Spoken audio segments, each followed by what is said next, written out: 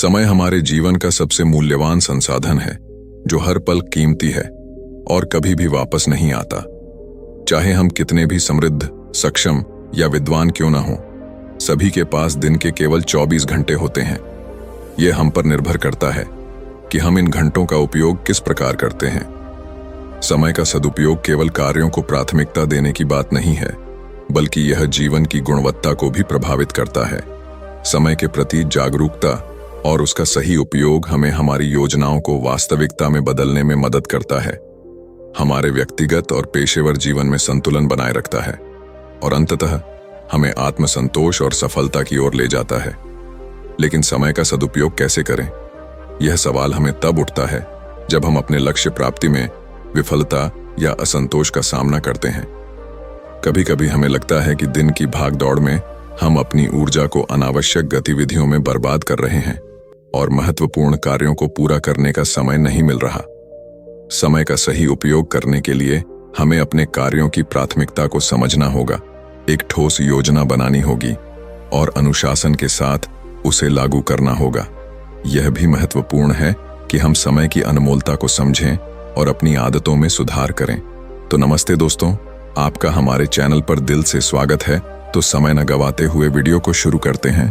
प्राचीन भारत के एक दूरस्थ गांव में एक साधु और ज्ञानी व्यक्ति रहते थे, जिनका नाम था महात्मा विष्णुदास।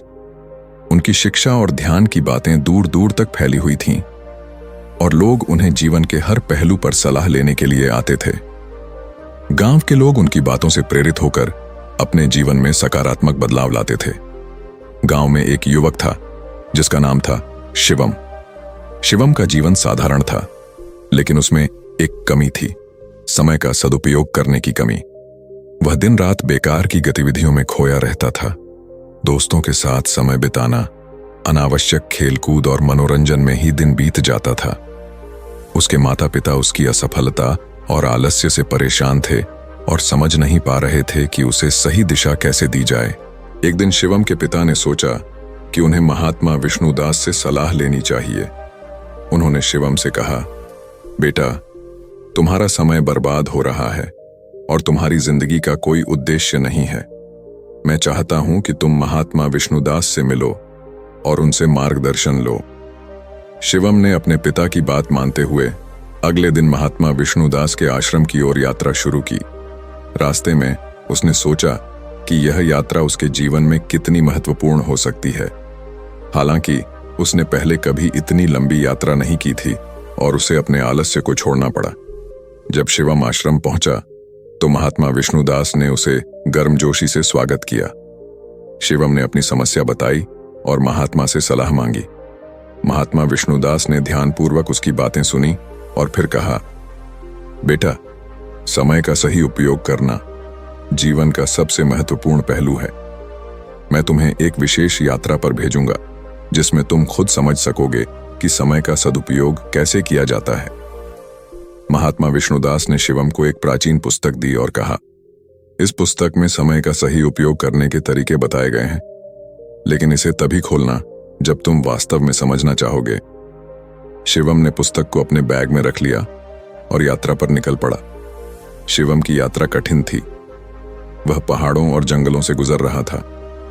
पहले दिन उसे एक पुरानी गुफा में एक साधु मिला जो ध्यान में लीन था। शिवम ने साधु से पूछा, आप इस कठिन स्थान पर क्यों हैं? साधु ने उत्तर दिया, मैं यहां ध्यान करने आया हूं ताकि मैं समय का महत्व समझ सकूं।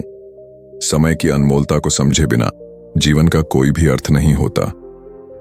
साधु की बातें सुनकर शिवम को एहसास हुआ कि समय की अनमोलता को समझने के लिए उसे भी ध्यान और साधना की ओर बढ़ना होगा। उसने साधु की सलाह मानते हुए ध्यान में बैठने की कोशिश की, लेकिन शुरुआत में उसे कठिनाई महसूस हुई। वह विचारों से भरा हुआ था और अपने उद्देश्यों को लेकर उलझन में था। जैसे जैसे शिवम यात्रा करता गया, उसे प्रकृति की सुंदरता और उसकी बदलती धारा का अनुभव हुआ। एक दिन वह एक खूबसूरत नदी के किनारे पहुंचा। नदी की बहती धारा उसे समय की धारा की याद दिला रही थी। उसने नदी की ओर देखते हुए सोचा, जैसे नदी कभी नहीं रुकती, वैसे ही समय भी कभी नहीं रुकता। नदी के किनारे बैठकर शिवम ने सोचा कि उसे अपनी यात्रा में कैसे समय का सही उपयोग करना चाहिए।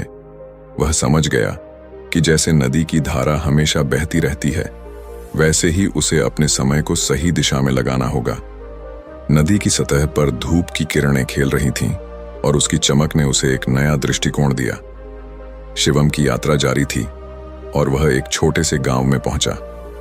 वहां उसने देखा कि लोग बहुत ही मेहनती थे और अपनी छोटी छोटी बातों में भी समय का उपयोग कर रहे थे।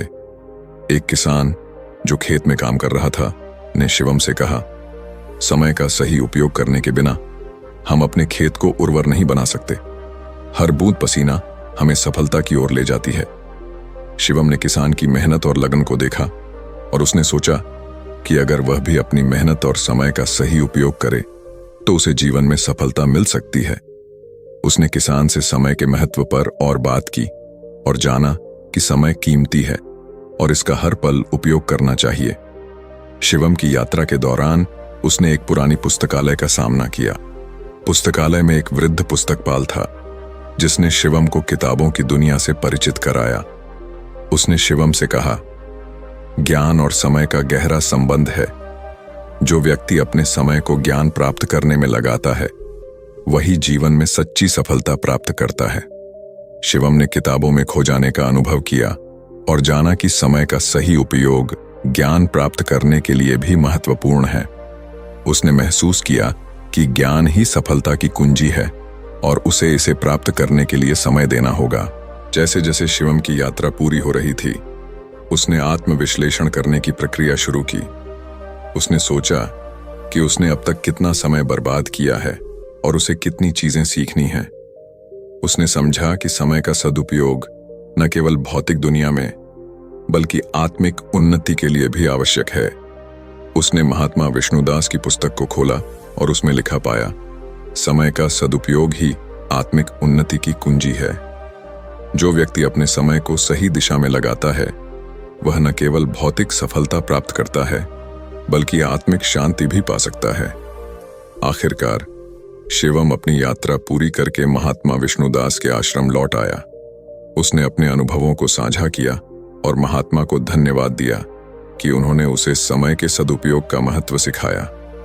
महात्मा विष्णुदास ने उसे सराहा और कहा, बेटा, तुमने समय के महत्व को समझ लिया है। अब तुम्हारा काम है कि तुम इसे अपने जीवन में लागू करो और दूसरों को भी इसका महत्व सिखाओ। शिवम ने महात्मा विष्णुदास के उपदेशों को अपनाया और अपने जीवन में समय का सदुपयोग करना शुरू किया। उसने आलस्य को त्याग दिया और अपने समय को शिक्षा, कार्य और आत्म सुधार में लगाना शुरू किया। उसने अपने जीवन को एक नई दिशा दी और अपने लक्ष्यों को पूरा करने के लिए मेहनत करने लगा। वह अब गांव में प्रेरणा स्रोत बन गया और दूसरों को भी समय के सदुपयोग का महत्व समझाने लगा। उसने समय की अनमोलता को समझते हुए अपने जीवन को सकारात्मक दिशा में मोड़ दिया। शिवम ने अब अपने अनुभवों को साझा करना शुरू किया और गांव के युवाओं को समय के सदुपयोग के महत्व के बारे में बताने लगा। उसने शिक्षा के महत्व को समझाया और लोगों को उनके लक्ष्यों को प्राप्त करने के लिए प्रेरित किया। शिवम ने अपने गांव में कई सामाजिक और शैक्षिक परियोजनाएं शुरू की, जिससे लोगों को उनके समय का सही उपयोग करने में मदद मिली। आखिरकार शिवम ने अपने जीवन को समय की धारा के अनुरूप ढाला और जीवन के हर पल को महत्वपूर्ण मानते हुए जीना शुरू किया। उसने समझा कि समय की धारा कभी नहीं रुकती और हमें इसका सही उपयोग करना चाहिए। आनंद और संतोष के साथ शिवम ने अपने जीवन को एक नई दिशा दी और समय की अनमोलता को अपने जीवन में पूरी तरह से अपनाया। उसकी कहानी ने गांव के लोगों को भी प्रेरित किया कि वे अपने समय का सदुपयोग करें और अपने लक्ष्यों को प्राप्त करें। शिवम की यह यात्रा और अनुभव यह सिखाते हैं कि समय का सही उपयोग न केवल जीवन में सफलता प्राप्त करने के लिए आवश्यक है बल्कि आत्मिक उन्नति और शांति के लिए भी महत्वपूर्ण है। समय की धारा के साथ बहते हुए हमें अपने जीवन को सही दिशा में मोड़ना चाहिए और अपने लक्ष्यों को प्राप्त करने के लिए मेहनत करनी चाहिए। समय का सदुपयोग करना जीवन के सबसे महत्वपूर्ण पहलुओं में से एक है। जो व्यक्ति समय की कीमत को समझता है और इसका सही उपयोग करता है, वही जीवन में सफलता प्राप्त कर सकता है और अपने जीवन को एक नई दिशा दे सकता है। तो दोस्तों, ये वीडियो आपको कैसी लगी? अगर ये वीडियो आपको थॉट भी पसंद आई हो तो वीडियो को लाइक और चैनल को सब्सक्राइब जरूर कर देना। तो मिलते हैं अगली वीडियो में, तब तक के लिए धन्यवाद।